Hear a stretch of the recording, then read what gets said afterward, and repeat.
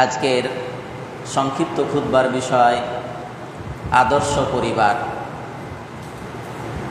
আদর্শ পরিবার সম্পর্কে সংক্ষিপ্ত সময়ে বিষয়ভিত্তিক কোরআন এবং সহিহ সুন্নাহ থেকে আপনাদের সামনে কিছু আলোকপাত করার চেষ্টা করব। ওয়া মা তৌফিকি ইল্লা বিল্লাহ আলাইহি তাওয়াক্কালতু ওয়া ইলাইহি উনীব।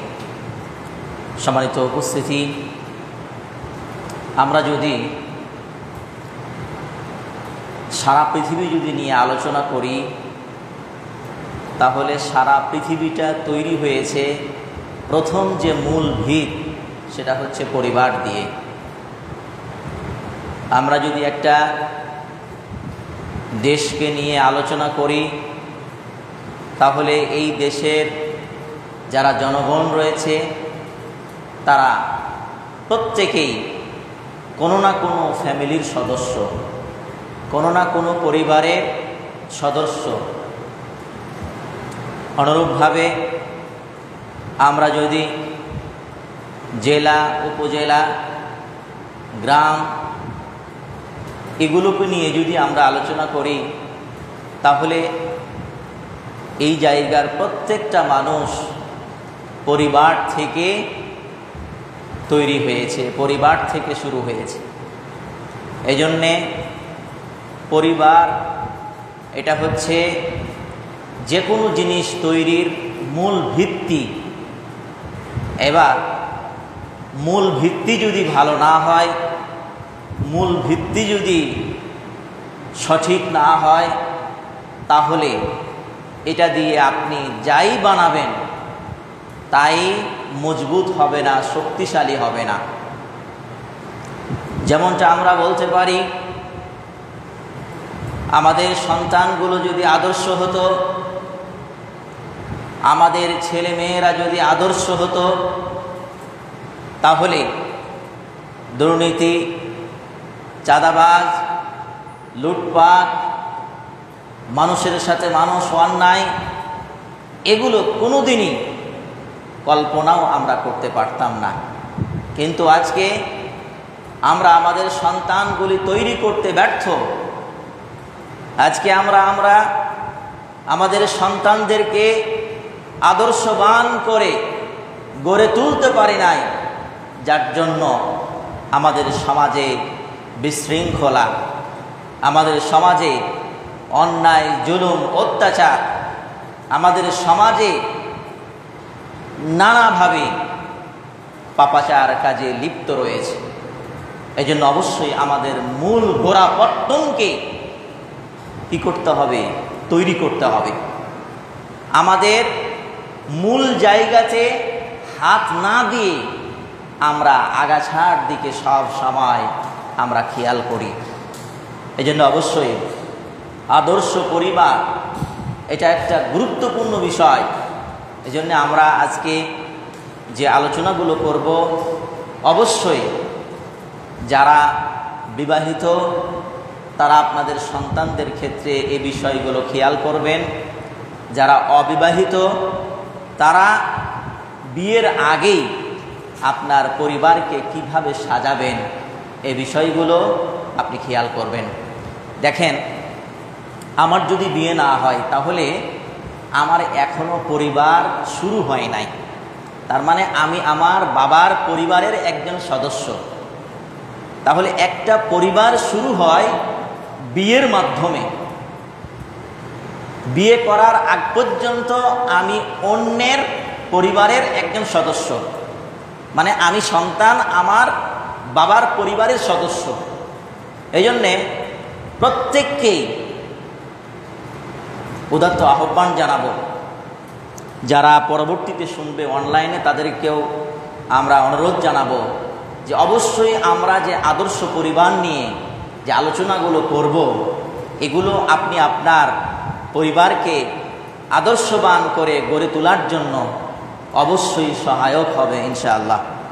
সম্মানিত উপস্থিতি, এই জন্য আমরা আদর্শ পরিবার তৈরি করার ক্ষেত্রে 1 নম্বর যে বিষয়টি আলোচনা করব, সেটি হচ্ছে ছেলে মেয়ের বিয়ের ব্যাপারে পিতামাতার দায়িত্ব। 1 নম্বর, আদর্শ পরিবার তৈরি করার ক্ষেত্রে এক নম্বর যে বিষয়টি, সেটি হচ্ছে ছেলে মেয়ের বিয়ের ব্যাপারে পিতামাতার দায়িত্ব। সেই দায়িত্বটা কিভাবে? মিশকাতে 3138 নম্বর হাদিসটি আবু সাঈদ এবং ইবনে আব্বাস রাদিয়াল্লাহু তাআলা আনহু দুইজন সাহাবী বর্ণনা করেছেন।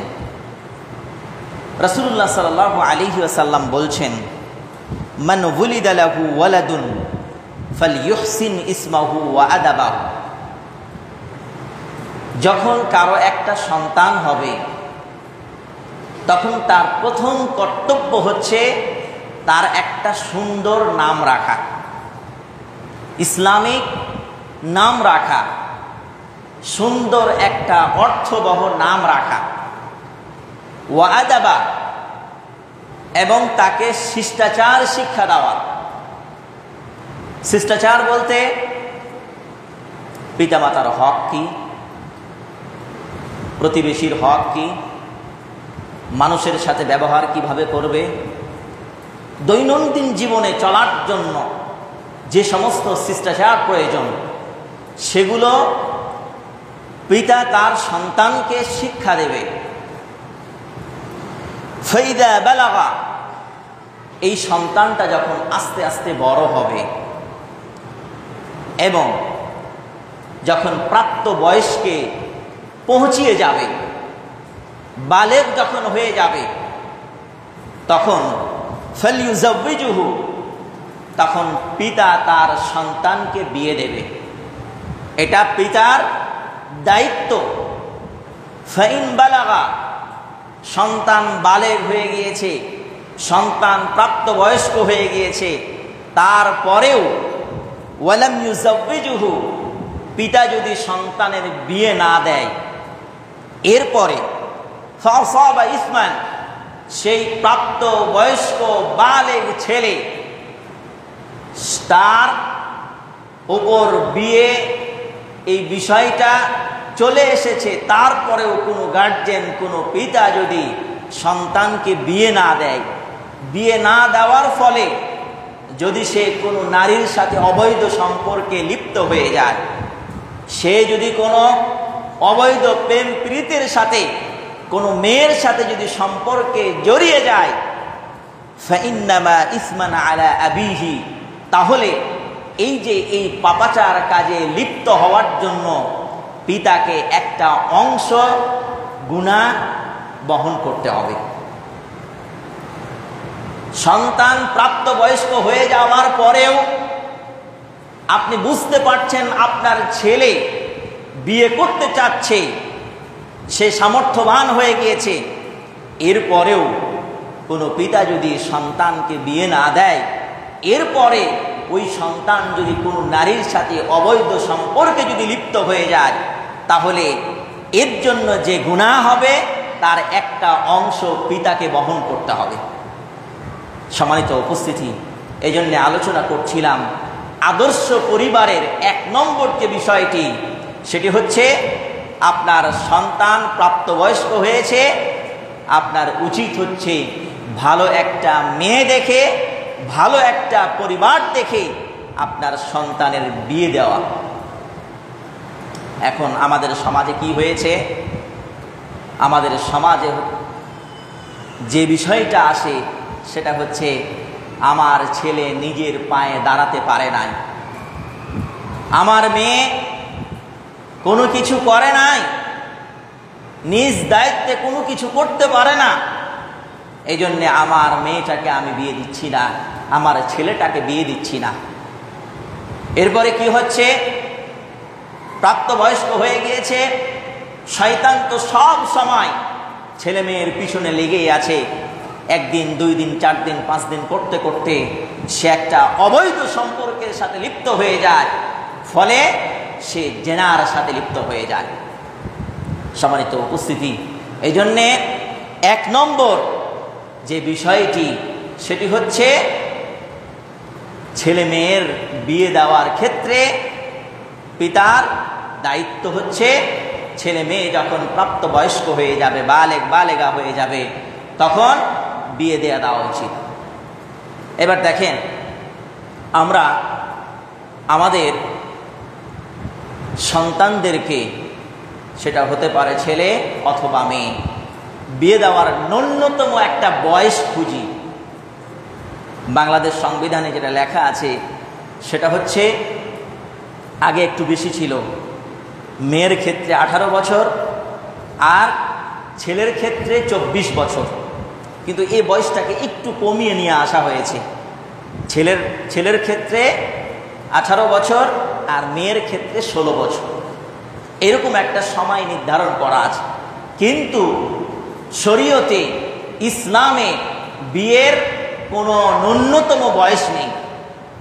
ইসলামে বিয়ের কোনো নির্ধারিত কোনো বয়স নেই। যেমনটি আমরা সেই মুসলিমের বর্ণনায় আমরা পাই, হাদিসে আয়েশা সিদ্দিকা রাদিয়াল্লাহু তাআলা আনহা তিনি বর্ণনা করছেন, আন্না নবী সাল্লাল্লাহু আলাইহি ওয়াসাল্লাম তাযাওয়াজাহা ওয়া হিয়া বিনতু 7 সিনিন। আল্লাহ রাসূল সাল্লাল্লাহু আলাইহি ওয়াসাল্লাম যখন আয়েশা সিদ্দিকা রাদিয়াল্লাহু তাআলা আনহাকে বিয়ে করেন, তখন আয়েশা সিদ্দিকা রাদিয়াল্লাহু তাআলা আনহার বয়স তখন মাত্র 7 বছর ছিল। ওয়া যুফফাত ইলাইহি ওয়া হিয়া বিনতু 9 সিনিন। আর যখন রাসূল সাল্লাল্লাহু আলাইহি ওয়াসাল্লাম আয়েশা সিদ্দিকা রাদিয়াল্লাহু তাআলা আনহার সাথে যখন বাসর রাত্রে যখন যায়, তখন আয়েশা সিদ্দিকা রাদিয়াল্লাহু তাআলা আনহার বয়স ছিল মাত্র 9 বছর। ওয়া লুআবুহা মাআহা। এই হাদিসের শেষ অংশে যেটা পাওয়া যায় সেটা হচ্ছে, আয়েশা সিদ্দিকা রাদিয়াল্লাহু তাআলা আনহা যখন বাসর ঘরে প্রবেশ করছে তখন মাত্র 9 বছর। এবার এই 9 বছর ছোট্ট মেয়ে, এবার তার সাথে একটা পুতুল ছিল, মানে পুতুল নিয়ে খেলাধুলা করছিল। ওয়ামাত আনহা ওয়া হিয়া বিনতু 18। রাসূল সাল্লাল্লাহু আলাইহি ওয়াসাল্লাম যখন মৃত্যুবরণ করেন, তখন আয়েশা সিদ্দিকা রাদিয়াল্লাহু তাআলা আনহার বয়স মাত্র 18 বছর হয়েছিল। তাহলে এই হাদিস থেকে যেটা প্রতীয়মান হচ্ছে, বিয়ের কোনো ন্যূনতম বয়স নেই। যখনই প্রাপ্তবয়স্ক হয়ে যাবে, যখনই বালেগা হয়ে যাবে, তখন আমার ছেলে এবং আমার মেয়ের দিকে আমি লক্ষ্য করব, সে কি চায়, সে বিয়ে করতে চায় কিনা। যদি এরকম হয়, তাহলে একজন পিতার দায়িত্ব হচ্ছে ছেলের বিয়ে দেওয়া। আমরা আজকে, আমার ছেলে বিয়ে করতে চাচ্ছে, আমি বিয়ে দিচ্ছি না। আমার মেয়ে ভার্সিটি লেভেলে চলে গিয়েছে, তারপরেও আমি আমার মেয়ের বিয়ে দিচ্ছি না। এই না দেওয়ার কারণে শয়তান উভয়কে প্ররোচিত করে ছেলে মেয়ের উভয়ের সাথে একটা অবৈধ সম্পর্ক লিপ্ত করে দিয়ে সে যৌবন চাহিদা মেটানোর চেষ্টা করে। সম্মানিত উপস্থিতি, এর জন্য আমরা পিতামাতাই দায়ী। এজন্য অবশ্যই আমরা আমাদের ছেলে মেয়ের যে বিষয়টা, এটা আমরা লক্ষ্য করব।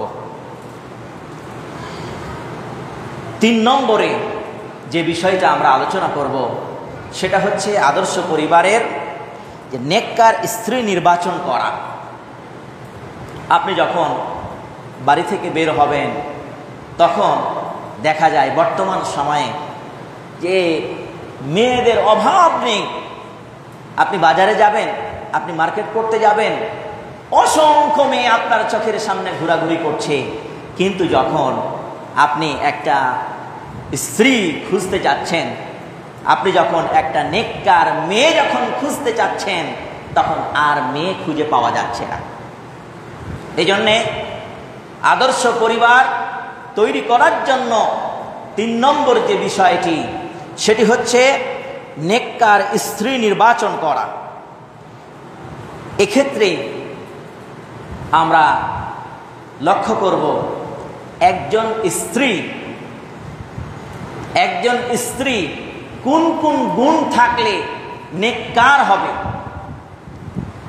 দেখেন, সূরা হুজরাতের ভিতরে আল্লাহ সুবহানাহু ওয়া তাআলা বলছেন, ইয়া আইয়ুহান নাসু ইন্না খালাকনাকুম মিন যাকারি ওয়া উনসা। আল্লাহ সুবহানাহু ওয়া তাআলা বলছেন, নিশ্চয় আমি তোমাদেরকে একজন ছেলে এবং একজন মহিলার থেকে আমি কি করেছি, সৃষ্টি করেছি। আমরা প্রত্যেকেই আদম এবং হাওয়া আলাইহিস সালাম থেকে আমরা কি করেছি, সৃষ্টি হয়েছি। এই জন্য আল্লাহ সুবহানাহু ওয়া তাআলা বলছেন, ইয়া আইয়ুহান নাসু ইন্না খালাকনাকুম মিন যাকারিন ওয়া উনসা, হে মানুষ, আমি তোমাদেরকে এক পুরুষ এবং এক নারী থেকে সৃষ্টি করেছি। ওয়া জাআলনাকুম শুউবান ওয়া ক্বাবাইলা, এবং আমি তোমাদেরকে গোত্র গোত্রে আমি কি করেছি, সৃষ্টি করেছি। কাবিলা কাবিলা, বংশীয় এবং গোত্রীয়, এভাবে আমি তোমাদেরকে কি করেছি, সৃষ্টি করেছি। এরপরে আল্লাহ বলছেন, এটা কেন? লিতাআরাফু, যেন তোমরা একে অপরের পরিচয় লাভ করতে সহজ হয়। আমি তোমাদেরকে বংশীয়ভাবে এবং গোত্র গোত্র করে আমি সৃষ্টি করেছি, যেন তোমরা একে অপরের পরিচয় লাভ করতে সহজ হয়। এবার আল্লাহ সুবহানাহু ওয়া তাআলা বলছেন, ইন্না আকরামাকুম ইনদাল্লাহ, নিশ্চয় আল্লাহর কাছে ওই ব্যক্তি সম্মানিত, আতকাকুম, যে তোমাদের ভিতরে সবচাইতে বেশি তাকওয়াশীল। যে ব্যক্তি সবচাইতে বেশি আল্লাহকে ভয় করে, সে ব্যক্তি আল্লাহর কাছে সম্মানিত। তাহলে এখানে কোনো গোত্র বা কোনো বংশ, এই পরিচয় দিয়ে আল্লাহর কাছে সম্মানিত হওয়া যায় না। আল্লাহর কাছে সম্মানিত হওয়ার মাধ্যম হচ্ছে তাকওয়া, আল্লাহ ভীতি। ইন্নাল্লাহ আলিমুল খাবীর, নিশ্চয় আল্লাহ সুবহানাহু ওয়া তাআলা সব কিছু জানেন এবং সব কিছু খবর রাখেন। সম্মানিত উপস্থিতি, আলোচনা করছিলাম একজন নেককার মহিলা আমি কিভাবে খুঁজে পাব, এবং সেই নেককার মহিলাকে আমি বিয়ে করার ক্ষেত্রে কোন কোন গুণগুলো খুঁজতে আমার সহায়ক হবে। বুখারীর বর্ণনায় একটা হাদিস এসেছে, আবু হুরায়রা রাদিয়াল্লাহু তাআলা আনহু থেকে বর্ণিত। আল্লাহ রাসূল সাল্লাল্লাহু আলাইহি ওয়াসাল্লাম বলছেন, তুনকাহুল মারআতু লিআরবাঈন, চারটা বৈশিষ্ট্য দেখে মহিলাদেরকে বিয়ে করা হয়।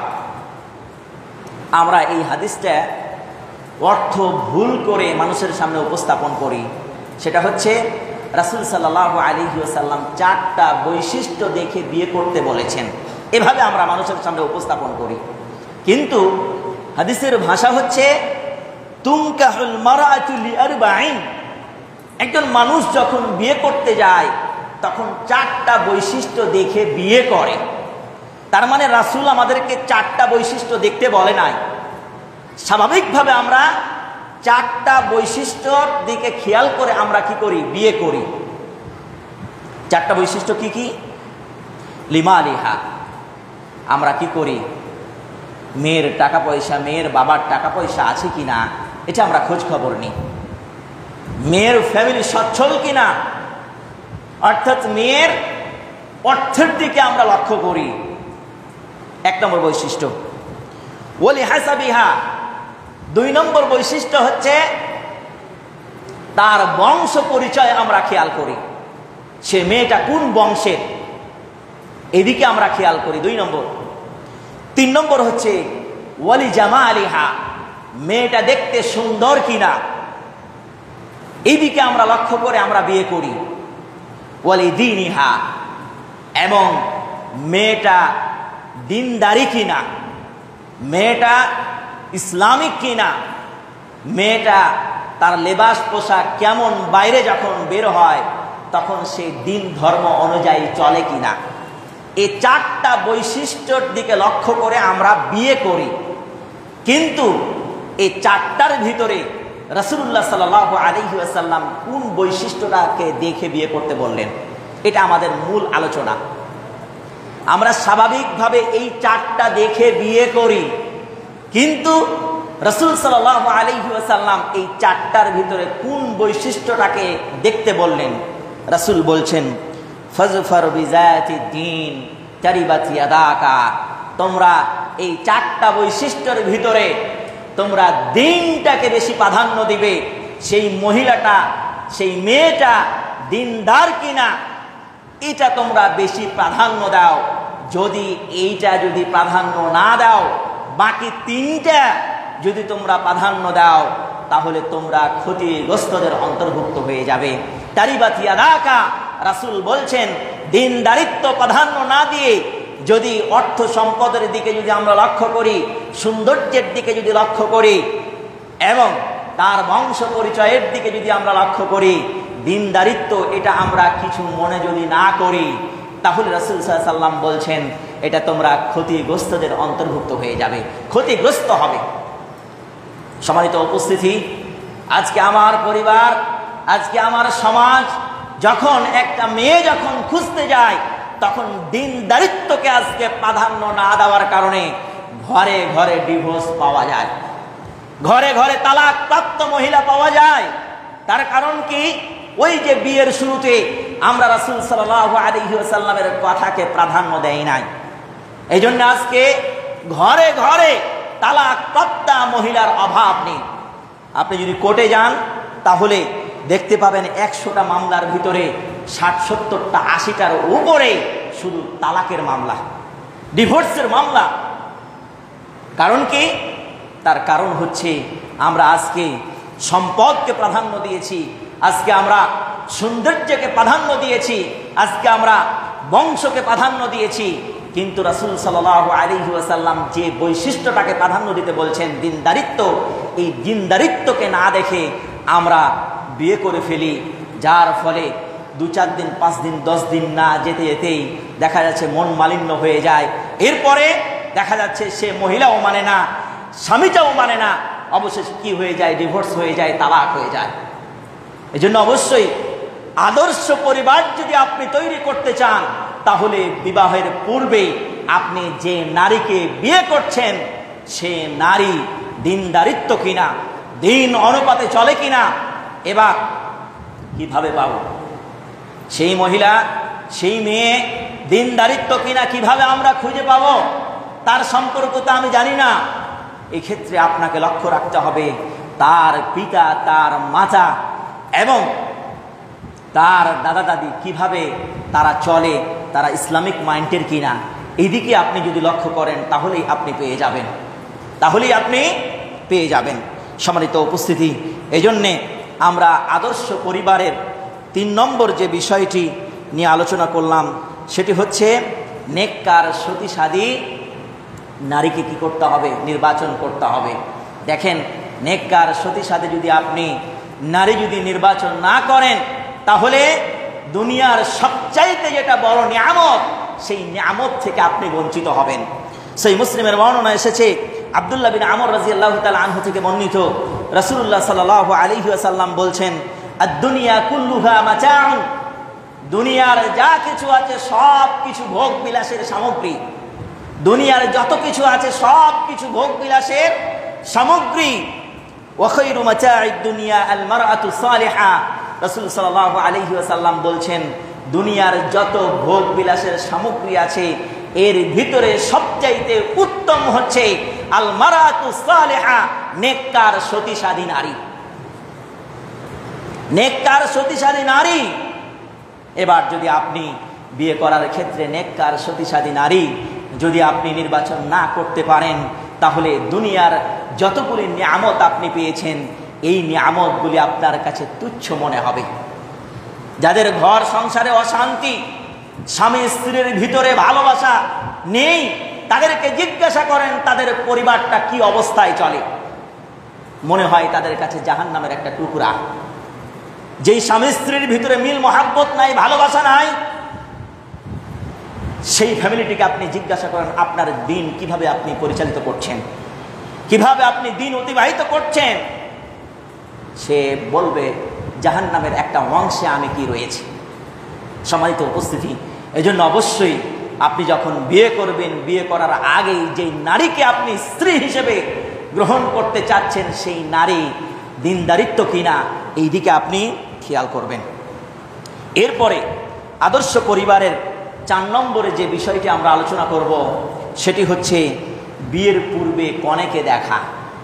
বিয়ের পূর্বে অবশ্যই আপনি যাকে বিয়ে করতে চাচ্ছেন তাকে দেখতে হবে। দেখার ভিতরে একটা বরকত আছে। সূরা নিসার ভিতরে আল্লাহ সুবহানাহু ওয়া তাআলা বলছেন, ফানকিহু মা তাবা লাকুম মিনান নিসা, তোমরা যেই নারীকে বিয়ে করবে সেটা তোমরা কি করো? পছন্দ করো। মা তাবা লাকুম মিনান নিসা, তোমাদের কাছে যেই নারী পছন্দনীয় সেটাকে তোমরা বিয়ে করো। তাহলে আপনি পছন্দ করার ক্ষেত্রে অবশ্যই বিয়ের আগে আপনাকে দেখতে হবে, না দেখলে আপনি কিভাবে পছন্দ করবেন? সহিহ মুসলিমের বর্ণনায় একটা হাদিস এসেছে যে বিয়ের পূর্বে যে দেখতে হবে। আবু হুরায়রা রাদিয়াল্লাহু তাআলা আনহু থেকে বর্ণিত একটা হাদিস, একজন ব্যক্তি রাসূলুল্লাহ সাল্লাল্লাহু আলাইহি ওয়াসাল্লামের কাছে আসলেন। এসে রাসূলুল্লাহ সাল্লাল্লাহু আলাইহি ওয়াসাল্লামকে বলছেন, ইন্নী তাজাওয়াজতু ইমরাআতান মিনাল আনসারি, হে আল্লাহর রাসূল, আমি একজন আনসারী মহিলাকে বিয়ে করতে চাই। আমি একজন আনসারী মহিলাকে বিয়ে করতে চাই। রাসূল সাল্লামকে একজন ব্যক্তি বললেন। এবার রাসূল সাল্লাম বলছেন, ফানজুরু ইলাইহা, যাকে তুমি বিয়ে করতে চাচ্ছ তাকে আগে দেখে নাও। কারণ ফাইন্না ফি আয়ুনিল আনসারি শাইআন, কারণ আনসারীর কিছু কিছু মহিলাদের চোখে সমস্যা আছে, এই জন্যে আগে তুমি দেখে নাও, দেখে এরপরে পছন্দ করে তারপরে বিয়ে করো। আবু দাউদের বর্ণনায় আরেকটা হাদিস এসেছে, জাবির রাদিয়াল্লাহু তাআলা আনহু থেকে বর্ণিত, রাসূলুল্লাহ সাল্লাল্লাহু আলাইহি ওয়াসাল্লাম বলছেন, ইদা খাতাবা আহাদুকুমুল মারআতা ফাইন ইসতাতাআ, যখন তোমাদের কেউ যখন একজন মহিলাকে বিয়ে করার ক্ষেত্রে প্রস্তাব দিবে, তখন আইয়ানজুরা ইলা মা ইয়াদউহু ইলা নিকাহিহা ফালইয়াফআল, তার উচিত হচ্ছে বিয়ের আগে বিয়ে দেখা, বিয়ের প্রস্তাব দেওয়ার আগে তাকে আগে কি দেখে ফেলা। সুনান আবু দাউদে আরেকটা হাদিস এসেছে, মুগীরা বিন শুয়বা রাদিয়াল্লাহু তাআলা আনহু থেকে বর্ণিত, তিনি বলছেন, খাতাবতু ইমরাআতান, আমি একজন মহিলাকে বিয়ের প্রস্তাব দিয়ে ফেললাম। মুগীরা বিন শুয়বা রাদিয়াল্লাহু তাআলা আনহু তিনি বলছেন, আমি একজন মহিলাকে বিয়ের প্রস্তাব দিলাম। এবার এই কথা শুনে রাসূল সাল্লাল্লাহু আলাইহি ওয়াসাল্লাম আমাকে বললেন, হাল নাযারতা ইলাইহা, হে মুগীরা, তুমি কি সেই মহিলাকে দেখেছো? তুমি যাকে বিয়ে করার ইচ্ছা পোষণ করেছো তাকে কি তুমি দেখেছো? তখন মুগীরা বিন শুয়বা রাদিয়াল্লাহু তাআলা আনহু বলছেন, লা, না হে আল্লাহর রাসূল, আমি দেখি নাই। তখন রাসূল সাল্লাল্লাহু আলাইহি ওয়াসাল্লাম বললেন, ফানজুর ইলাইহা ফাইন্নাহু আহরা আন ইউজামা বাইনাকুমা, তুমি আগে তাকে দেখে নাও, কারণ দেখাতে উভয়ের কিছু সংশয় রয়েছে, সেই সংশয়গুলো দূর হয়ে যাবে। আপনি যখন নারীকে দেখবেন তখন সৌন্দর্যের একটা বিষয় আছে, পছন্দের একটা বিষয় আছে। আপনি না দেখেই যদি বিয়ে করে ফেলেন, তাহলে বিয়ে করার পর বাড়িতে যেয়ে দেখছেন না আপনি যেই রকম মন মতন চাচ্ছিলেন সেই রকম হচ্ছে না, এরপরে আপনি কি করবেন? ছেড়ে দিবেন? না। এই জন্য অবশ্যই উভয়ের, ছেলে মেয়ের যে উভয়ের সংশয়, অনেক সংশয়গুলো কি হয়ে যায়? দূর হয়ে যায়। এই জন্যে আদর্শ পরিবারের 4 নম্বর যে বিষয়টি, সেটি হচ্ছে অবশ্যই বিয়ের আগে কনেকে দেখা, এটা হচ্ছে সুন্নাহ। তবে এক্ষেত্রে সামাজিকভাবে যেটা ব্যাধি আমাদের জন্য, সেটা হচ্ছে আমরা কনেকে কিভাবে দেখব।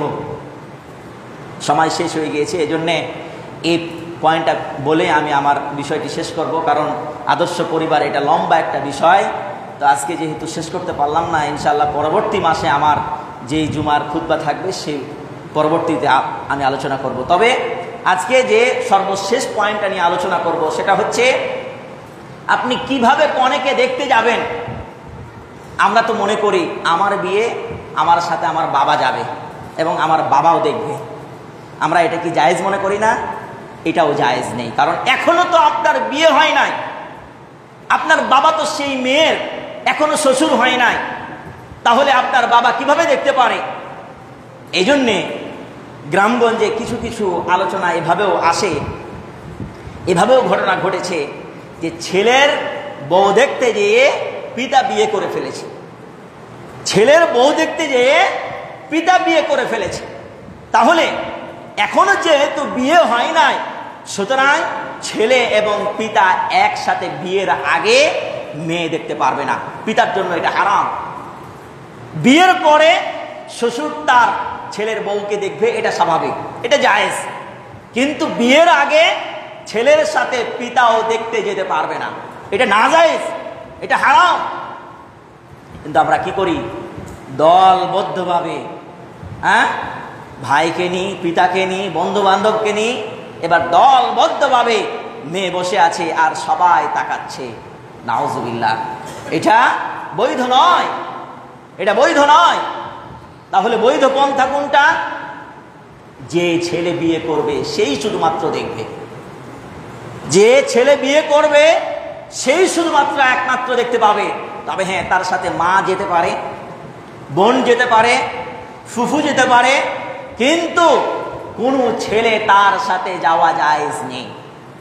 আপনি যদি আপনার পরিবারকে যদি আদর্শ করতে চান, তাহলে এই যে বিয়ের আগে যেই সমস্ত বিষয়গুলো জরুরি, এই বিষয়গুলো অবশ্যই কোরআন এবং সুন্নাহ অনুপাতে হতে হবে। নচেত আপনি মনে করছেন আপনি একটা নারীকে নিয়ে চলে আসবেন, এরপরে আমি আমার স্ত্রীকে যেভাবে পরিচালিত করব সেভাবেই পরিচালিত হবে।